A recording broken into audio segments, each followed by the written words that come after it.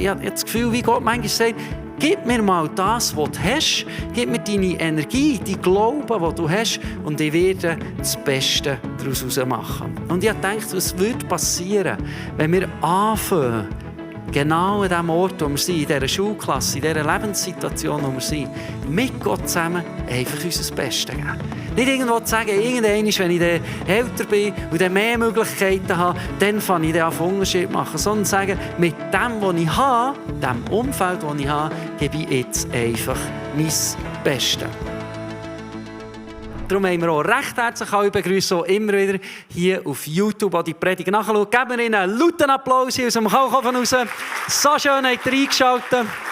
Seid ihr auch ein Teil von dieser Celebration. Es freut uns immer wieder. Unser Gebet ist, dass wir inspirieren dürfen, irgendwo Gedanken, Ermutigung weitergeben, so dass man auch im Alltag ganz auf eine auch einfache Art und Weise immer wieder Gott erleben. Wir sind überzeugt, das, was in der Bibel steht, ist wahr. Wir glauben daran, dass Gott die Erde erschaffen hat, uns erschaffen hat und einen genialen Plan für unser Leben hat. Heute möchte ich ein bisschen über das Thema «Wo ist dein Platz?» reden. Und das kann eine gute Frage sein, schon nur, wo ist dein Platz in der Kirche?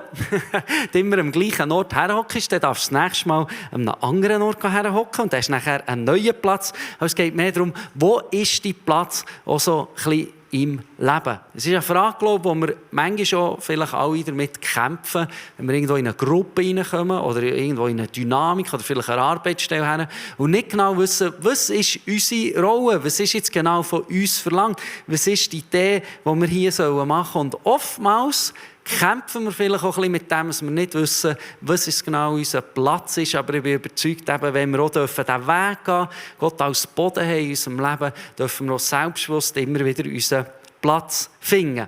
Ich selber erlebe es auch ein bisschen so, dass wir im Leben oftmals über Sachen reden, die wir nicht haben. Viel mehr als über Sachen, die uns schon anvertraut worden, wo wir schon beschenkt worden, Sagen, die wir vielleicht schon erleben dürfen. Oftmals träumen wir irgendwo träumen von dem und das ist nicht schlecht, aber manchmal geht so viel Energie in das rein, dass wir auch irgendwo durch Social Media scrollen und sagen, ja, das noch nicht, das will ich haben und dort will ich hergehen. Aber ich möchte ermutigen, mit dieser Predigt heute Abend, dass wir anfangen mit dem, was wir haben, happy sein, unser Bestes geben mit den Ressourcen, die wir haben und so auch einen Unterschied machen genau in dem Umfeld, wo wir drin sind. Ich staune immer wieder, wie viele Geschichten in der Bibel stehen, wo Gott mit Menschen, die eigentlich eine sehr schlechte Ausgangslage hatten oder sehr wenig Ressourcen hatten, etwas Grossartiges kann bewegen.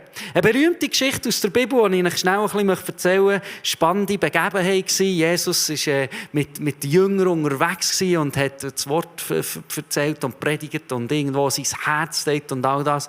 Und er hat eine Situation gegeben, wo wir lesen, wo 5000 Männer, Frau und Kinder nicht dazu gezählt, dass sie noch mehr waren, langsam Hunger haben bekommen.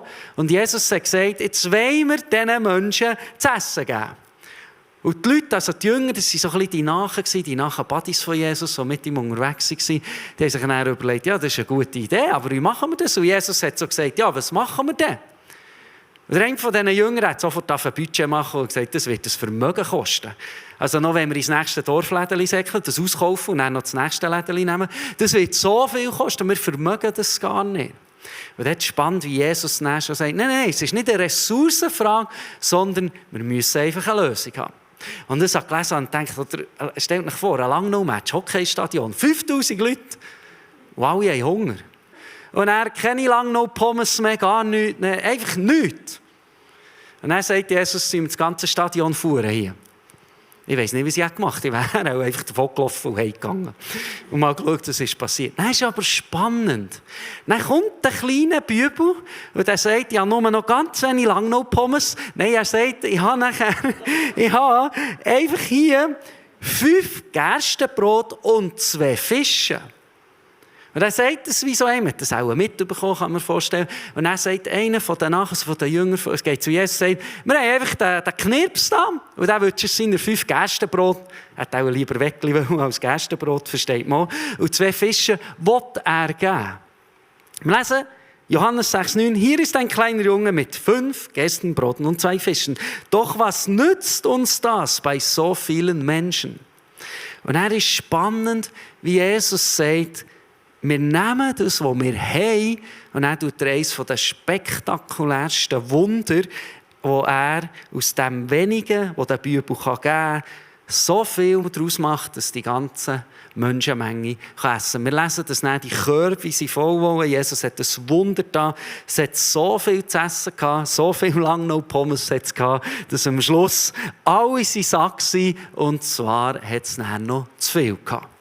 Was heisst das für mich? Gott hat entschieden, mit Jesus zusammen dort ein Wunder zu tun, das er nicht einfach aus dem Nichts heraus macht.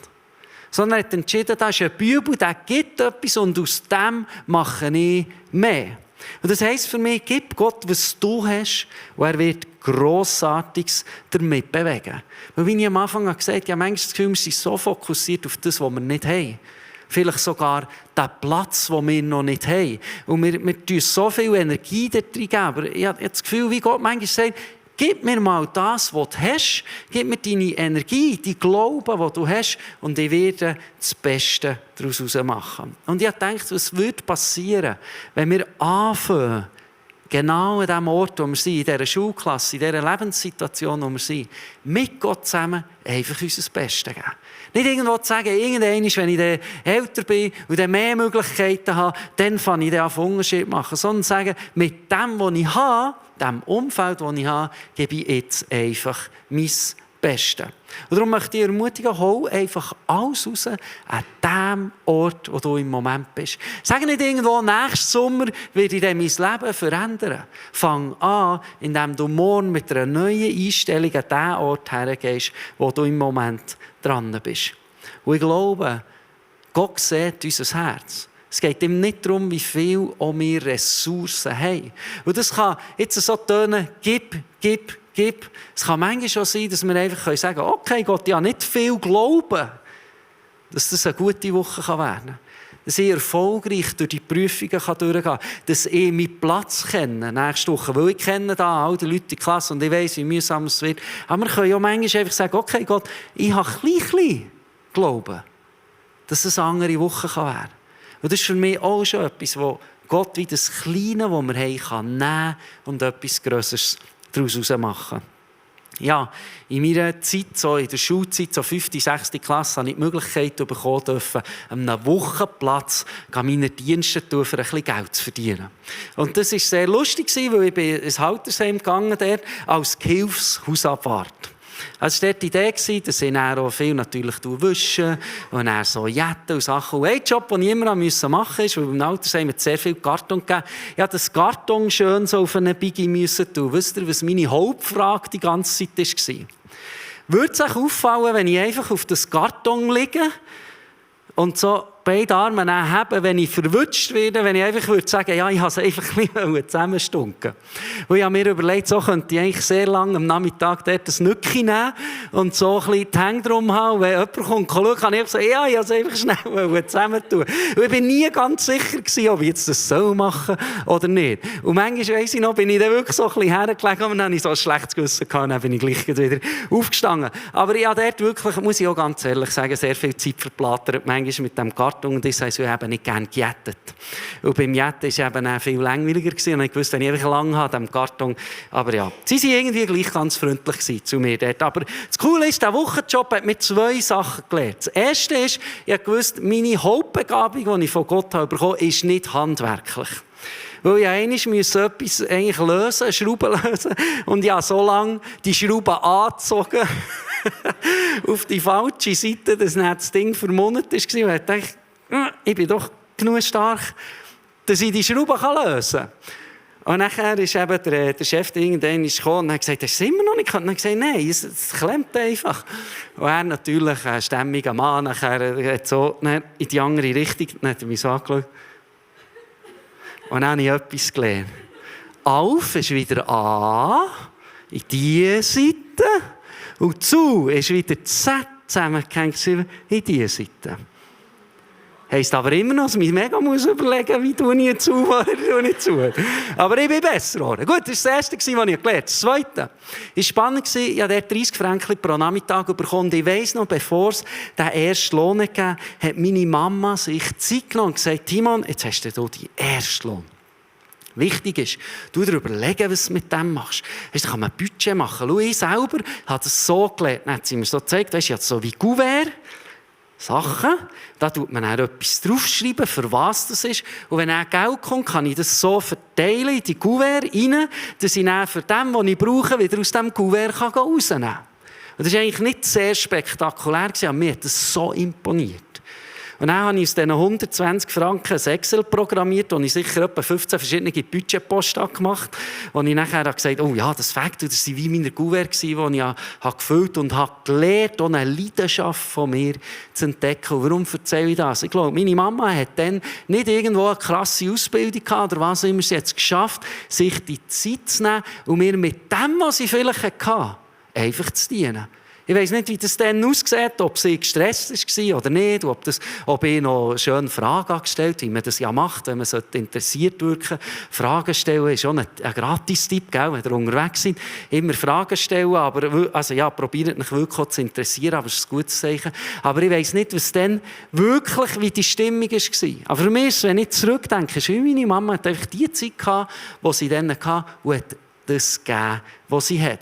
Heute bin ich ein total übertriebener Budget-Heini, der es liebt, Budget zu machen.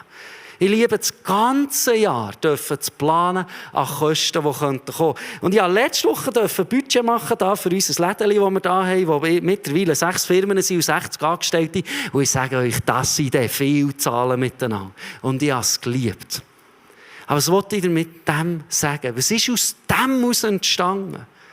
Aus dem heraus ist vielleicht entstanden etwas Kleines, das Gott wie mich reinlegen konnte, weil jemand sich Zeit hat genommen hat, das für mich in meinem Leben sehr matchentscheidend ist, wo jetzt auch ein Teil von dem, was ich machen darf, was ich in meinem Alltag machen darf, matchentscheidend ist, dass ich das lernen durfte. Und das heisst für mich, wird es ein bisschen so beschrieben, dass wir, egal ob wir viel Zeit haben oder wenig, oder ob wir in einer genialen Schulklasse sind oder im Moment nicht, ob wir unsere besten Freunde immer bei uns haben oder nicht, dass wir probieren, das Optimale rauszuholen aus dem Alltag, den wir haben.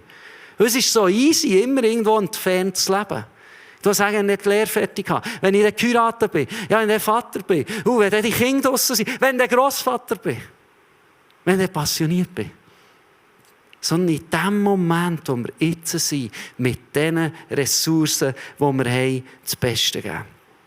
Philipper 4,12 steht in der Bibel, ob ich nun wenig oder viel habe, beides ist mir durchaus vertraut. Ich kann mit beidem zufrieden sein.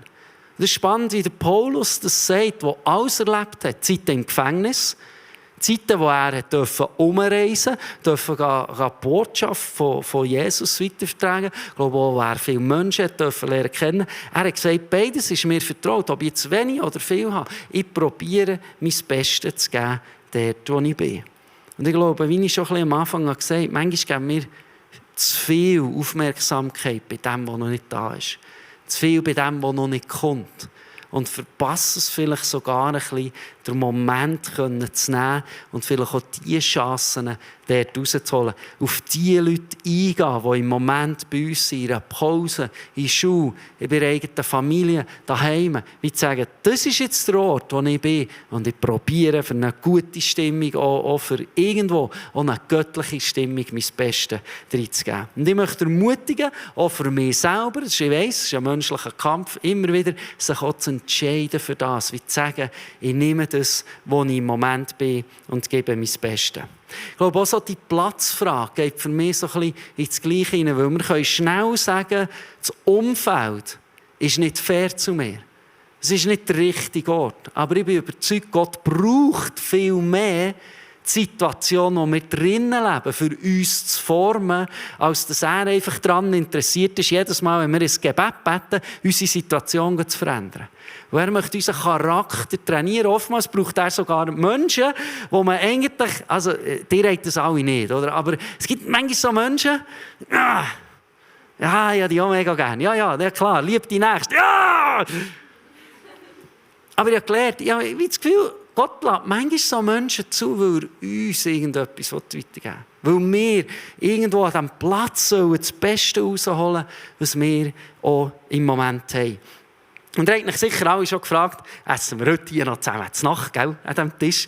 Was ist mit diesem Tisch? Und ich möchte euch eine spannende Begebenheit, gerade am Tisch, extra am Tisch, aus der Bibel vorlesen, wo eben Jesus genau so ein bisschen die Platzfrage spannend aufgreift und eben auch spannende Antwort gibt, die nicht ganz typisch ist, wie wir das so in der Welt immer hören. Wir lesen Lukas 14 hier aus dieser grossen, schweren Bibel lesen wir im Vers 7. Als Jesus sah, dass alle, die zum Essen gekommen waren, sich einen Platz am oberen Ende des Tisches aussuchten, sagte er zu ihnen: Wenn du zu einem Hochzeitsfest eingeladen bist, strebe nicht nach dem besten Platz. Denn was ist, wenn jemand eingeladen wurde, der angesehener ist als du? Der Gastgeber wird sagen: Lass diesen Mann hier Platz nehmen. Und dann musst du beschämt aufstehen und zum letzten Platz gehen, der übrig geblieben ist. Setz dich stattdessen zunächst ans untere Tischende. Wenn dein Gastgeber dich dann sieht, wird er kommen und sagen: Freund, wir haben aber einen besseren Platz für dich. So wirst du vor allen anderen Gästen geehrt werden. Denn die Stolzen werden gedemütigt, die Demütigen aber geehrt werden.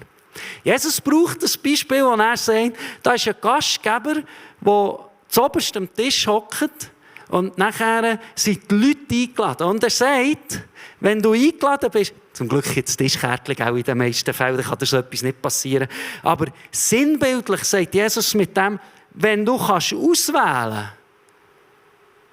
und du einfach an den besten Platz gehst, möglichst nach, weit oben, möglichst viel Aufmerksamkeit, kann es passieren, dass du zurückversetzt bist. Darum sagt Jesus mit dem, probier demütig zu leben, setz dich mal unter den Tisch. Und dann wird nachher der Gastgeber die Ehre und unter Umständen vorholen, wenn es Zeit danach ist. Und das Bild, das Jesus hier braucht, ist klar, kann man jetzt brauchen am Tisch, aber ja, geht nicht unter im Kalk auf alle Ecken hingern hocken.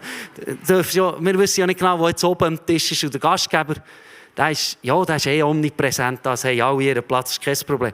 Aber Jesus braucht das Bild, dass er wie sagen, probier nicht immer dich zuvorderst vorzudrücken. Es geht im Leben nicht darum, möglichst viel Aufmerksamkeit zu haben, möglichst immer, dass alles nach dir läuft, dass der Arbeitgeber immer nach dir tanzt, sondern fang an, zurückstehen, dein Bestes zu geben, dort wo du bist, und du wirst schrittweise vorgeholt werden. Und das heisst für mich, fangen wir an mit diesen Ressourcen, die wir haben, uns das Beste zu geben. Fangen wir an mit unserer 9-Box von 5 Brot und 2 Fischen, daran zu glauben, dass es verändert werden kann. Hören wir auf, irgendwo immer in die Ferne zu schauen, durch Social Media durchscrollen und denken, irgendwann, wenn ich Glück habe, dann wird sich mein Leben verändern. Sondern fangen wir an, wie Jesus hier beschreibt, probieren an dem Platz, wo wir jetzt sind, einfach unser Bestes zu geben. Und wenn es gut für uns ist und dran ist, dass wir an einen anderen Platz kommen, bin ich überzeugt, wird Gott genau das einrichten. Da können sich Sachen verändern, am Arbeitsplatz, in der Familie, in den zwischenmenschlichen Beziehungen, in der eigenen Gesundheit sogar, wo Gott Wunder tun kann, wo auf das Mal auch das Demütigen einfach gesehen wird und Gott uns ehrt. Wir lesen in der Bibel, dass die Menschen, die Gott ehren, ebenfalls von ihm geehrt werden. Das heisst für mich, auch ein bisschen gegen das, was die Welt dir die ganze Zeit sagen, optimier dich selber, schau mehr, dass du vorkommst, dräng dich vor, tu die Türen aufstossen im Leben. Ich habe das Gefühl, wenn wir ein Leben mit Gott leben, nicht eine falsche Demut, dass wir immer alles abweisen wollen. Und wenn wir dann einen besseren Platz bitten werden, sagen, nein, sonst könnte ich noch arrogant werden. Aber wenn wir anfangen, wie sagen, im Grundsatz, dort, wo ich bin, gebe ich mein Bestes. Das ist eine demütige Haltung, wo wir einen Unterschied machen können, wo Gott uns brauchen kann, an dem Ort, wo wir sind, uns das Beste zu geben. Bin ich überzeugt, mit dem einen Gegenpol setzen, von dem, was uns alles immer gesagt wird, werden wir staunen, wie schnell auch Gott uns an Orte wird herbringen können. Bin ich überzeugt, dass wir uns selber niemals träumen davon. Ich habe mich so aufgeschrieben, eine talentierte Person ist eigentlich begrenzt durch ihr Talent. Eine lernbereite, demütige Person, bin ich überzeugt, steht die Welt offen. Warum? Sie ist flexibel. Sie kann neue Sachen lernen. Sie kann auf Sachen eingehen, umstellen, weil sie ist demütig genug. Sie muss nicht immer zu oberst am Tisch hocken und immer der Lütisch sein, sondern sie ist flexibel mit dem. Sie kann mit dem umgehen und bin überzeugt, kann auf das reagieren, was wird kommen. Und wenn wir in die Bibel schauen, steht auch der Demütigen, ist es offen, Gott wird die Demütigen vorholen. Abschliessend noch einmal ein Teil aus der Bibel, der spannend auch so ein bisschen zusammenfasst, an eine junge Generation gerichtet ist, der Bibelvers, den ich gelesen habe. Und denke, ja, das ist genau auch das, was ich ein bisschen probiere zu sagen, auch ein bisschen zusammenfassen. Das steht im 1. Petrus 5, ihr alle sollt einander demütig dienen. Denn Gott stellt sich den Stolzen entgegen, den Demütigen aber schenkt er Gnade. Deshalb beugt euch demütig unter die Hand Gottes, dann wird er euch ehren, wenn die Zeit dafür gekommen ist. Überlasst alle eure Sorgen Gott, denn er sorgt sich um alles, was euch betrifft. Ich finde, das könnte man nicht schöner zusammenfassen. Dass Gott uns wird ehren, wenn die Zeit dafür ist gekommen. Dass wir auch nicht Angst haben müssen. Ich spüre so viel auch Angst in einer Generation, die Angst hat, ihren Platz im Leben zu finden. Fangen wir an, auch das probieren, Gott abzugeben, dass er unsere Zukunft in den Händen hat. Wir müssen uns nicht um das Sorgen hier stehen, dass wir unsere Sorgen, auch was unser Platz ist, dürfen Gott abgeben, weil er sorgt sich um alles, was uns betrifft. Und ich bin überzeugt, wenn wir das so gängig mehr schaffen, und das kann man nicht einfach zack und dann funktioniert das im Leben. Wir sind Menschen und wir strugglen immer ein bisschen mit dem, Angst zu haben, nicht wahrgenommen zu werden, versteckt zu bleiben, nicht vorgeholt zu werden. Und vielleicht gleich auch ein bisschen mit dieser Unsicherheit. Wann darf ich welchen Platz einnehmen? Aber überzeugt, die Beziehung mit Gott zusammen dürfen wir dort ein Selbstbewusstsein aufbauen. Dürfen auch mit ihm zusammen unterwegs auf unser Gespür eingehen und sagen, wo ist es jetzt dran? Gott, was wünschst du dir von mir in dem Umfeld, wo ich jetzt dran bin? Und auf einmal bekommt der Alltag eine ganz neue Perspektive.